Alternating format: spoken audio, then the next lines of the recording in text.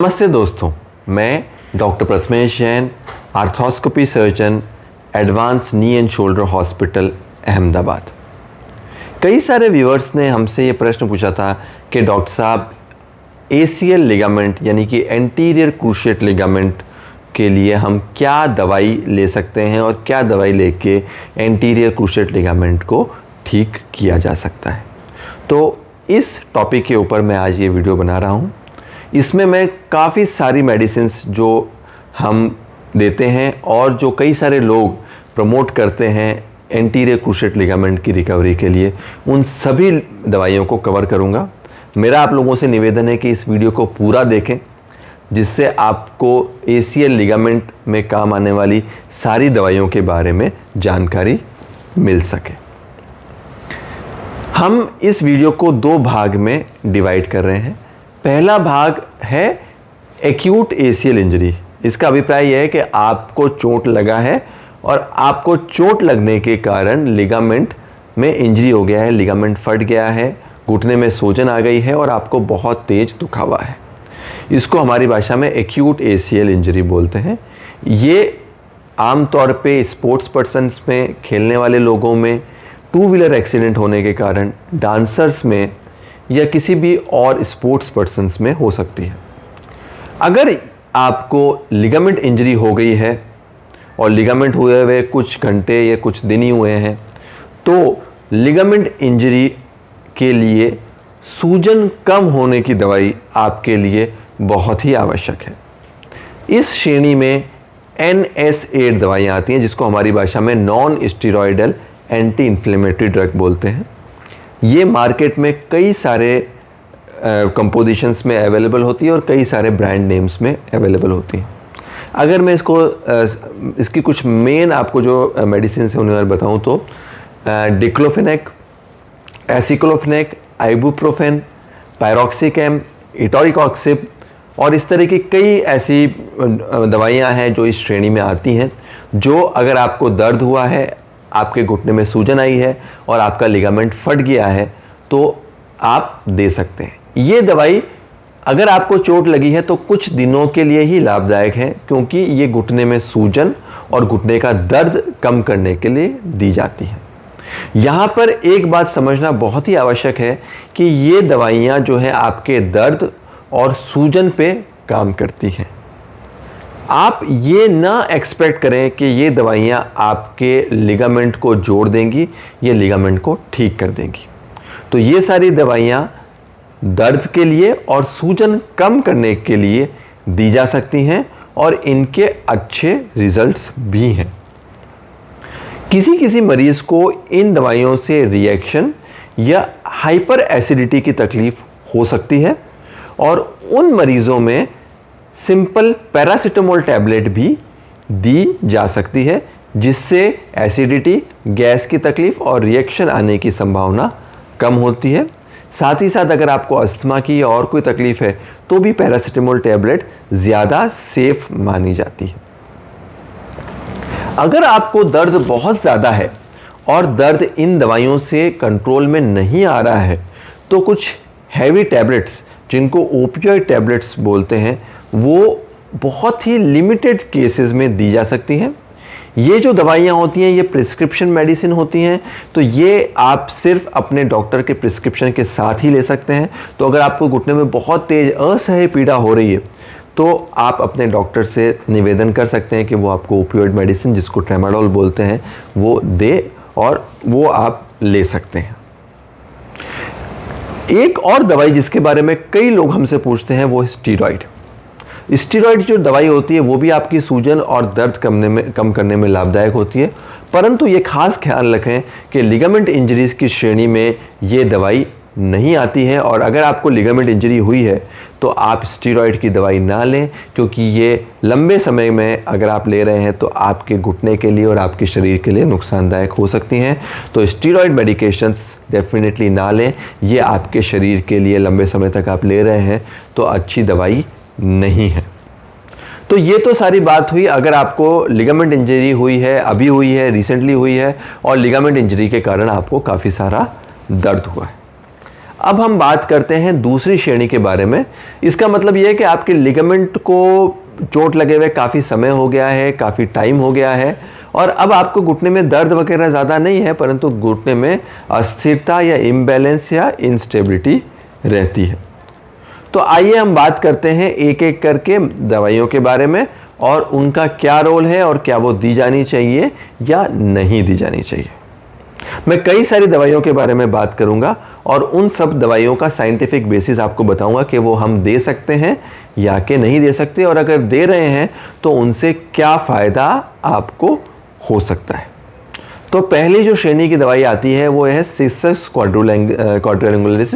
ये एक तरह की आयुर्वेदिक दवाई है जो शरीर में कैल्शियम मेटाबॉलिज्म को इंक्रीज़ करती है, और ऐसा माना जाता है कि ये दवाई लेने से आपका जो है लिगामेंट की हीलिंग होगी।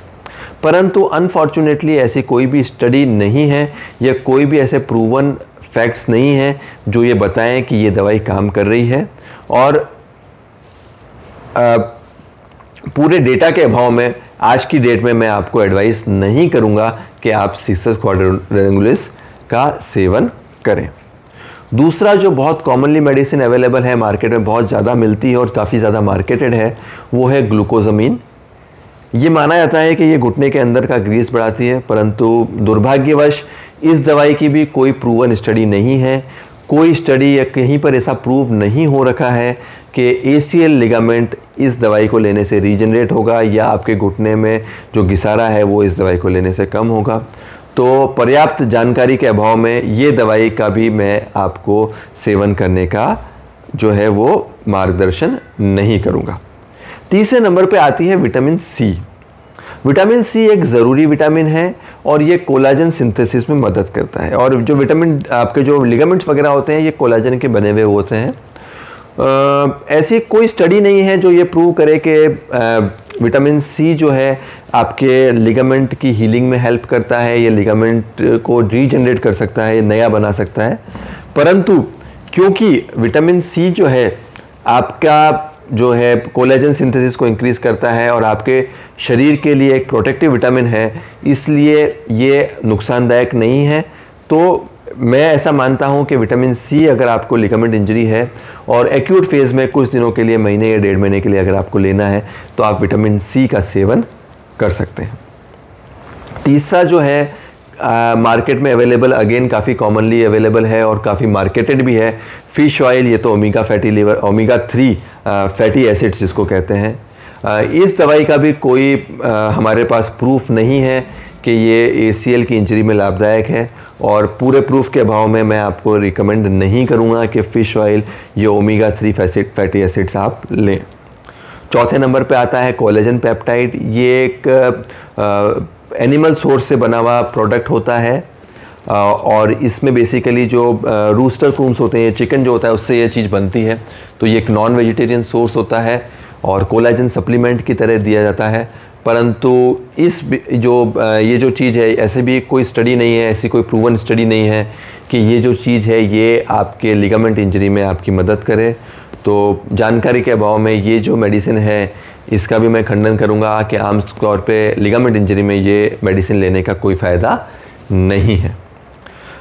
छठे नंबर पे आता है BCAA, branched chain amino acid. ये एक बहुत ही महंगी और कॉस्टली मेडिकेशन है, और ये दवाई आपके शरीर में प्रोटीन सिंथेसिस को बढ़ाती है और आपकी जो मांसपेशियां हैं उनको मजबूत करती है। अगर आप हाई प्रोफिशिएंसी एथलीट हैं, आपको हैवी एक्सरसाइज करनी है और कॉम्पिटिटिव स्पोर्ट्स में पार्टिसिपेट करना है, तो आपकी मांसपेशियों के लिए एक अच्छी दवाई है। या फिर आप ऐसे कंडीशन में हैं कि आप जो है वो ACL की सर्जरी नहीं कराना चाहते हैं और अपनी मांसपेशियों को मजबूत करना चाहते हैं, तो ब्रांच्ड चेन अमीनो एसिड्स की जो दवाई है वो आप ले सकते हैं। इस दवाई को लेने से आपका ACL ठीक नहीं होगा, ACL लिगामेंट ठीक नहीं होगा, ACL लिगामेंट मजबूत नहीं होगा, परंतु आपकी जो मांसपेशियां हैं वो थोड़ी बेहतर बन सकती हैं। परंतु दुर्भाग्यवश ये बहुत ही कॉस्टली मेडिकेशन है, इसलिए आमतौर पे रूटीन पेशेंट्स में हम ये दवाई एडवाइस नहीं करते हैं।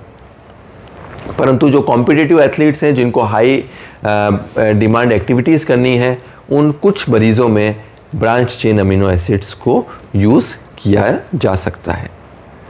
ठीक इसी तरह से वे प्रोटीन सप्लीमेंट्स, तो वे प्रोटीन सप्लीमेंट्स भी आपकी मांसपेशियों को बढ़ाने के लिए, मांसपेशियों को मजबूत करने के लिए एक अच्छा सप्लीमेंट होता है। इससे आपका लिगामेंट इंजरी पे कोई प्रभाव नहीं पड़ेगा, लिगामेंट इंजरी ठीक नहीं होगी, परंतु आप मांसपेशियों को मजबूत करने के लिए वे प्रोटीन सप्लीमेंट्स का प्रयोग कर सकते हैं। बी कॉम्प्लेक्स विटामिन के बारे में भी कई लोग हमसे पूछते हैं, तो बी कॉम्प्लेक्स विटामिन का लिगामेंट पे कोई असर नहीं पड़ता है। लिगामेंट की स्ट्रेंथनिंग में, लिगामेंट को मजबूत करने में बी कॉम्प्लेक्स विटामिन का कोई रोल नहीं है, परंतु क्योंकि ये विटामिन आपके शरीर के लिए अच्छा होता है, इसलिए अगर आप लेना चाहते हैं तो विटामिन बी कॉम्प्लेक्स का सेवन कर सकते हैं। अंतिम आता है हल्दी, या तो कुरकुमिन या तो टर्मरिक। तो ये एक अपनी एंटी इन्फ्लेमेटरी प्रॉपर्टी के लिए जानी जाने वाली आयुर्वेदिक दवाई है, जो आपके शरीर में सूजन कम करने का काम करती है। पर्याप्त जानकारी के अभाव में हम रूटीनली रिकमेंड नहीं करते हैं, परंतु ये आपके शरीर के लिए एक अच्छा तत्व है। अगर आप हल्दी का सेवन करना चाहते हैं तो कर सकते हैं, उसमें कोई नुकसान नहीं है, परंतु हाँ, ये एक्सपेक्ट नहीं करिएगा कि हल्दी का सेवन करने से आपका लिगामेंट ठीक हो जाएगा। तो ग्रॉसली मैं आपको ये बताना चाहूँगा कि अगर आपका लिगामेंट फट गया है, या लिगामेंट में इंजरी हो गई है, या लिगामेंट टूट गया है, तो दुर्भाग्यवश कोई ऐसी दवाई नहीं है जो आपके लिगामेंट को हील कर दे, लिगामेंट नया बना दे। आपको बताया कि कई सारी दवाइयाँ हैं जिनसे माना जाता है कि एसीएल लिगामेंट ठीक हो जाएगा, या एसीएल लिगामेंट इंजरी ठीक हो जाएगी, परंतु दुर्भाग्यवश ये गलत फैक्ट है। ऐसी कोई दवाई नहीं बनी है जो कि लिगामेंट इंजरी को या टोटल लिगामेंट इंजरी को ठीक कर सके और उसको रिकवरी के लिए ला सके।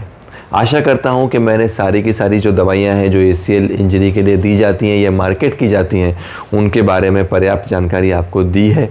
इसके बावजूद भी अगर आपको एसीएल लिगामेंट के लिए ली जाने वाली दवाइयों के विषय में कोई भी और प्रश्न है तो आप हमको कमेंट बॉक्स पे लिख के पूछ सकते हैं।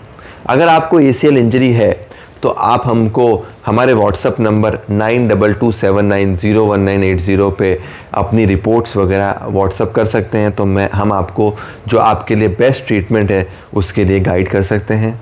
मैं आपसे ये भी रिक्वेस्ट करूँगा कि आप हमारे चैनल को एडवांस हॉस्पिटल्स को सब्सक्राइब करें, और अधिक जानकारी के लिए आप हमारे वेबसाइट www.kneeshoulderindia.com पे जा सकते हैं। धन्यवाद।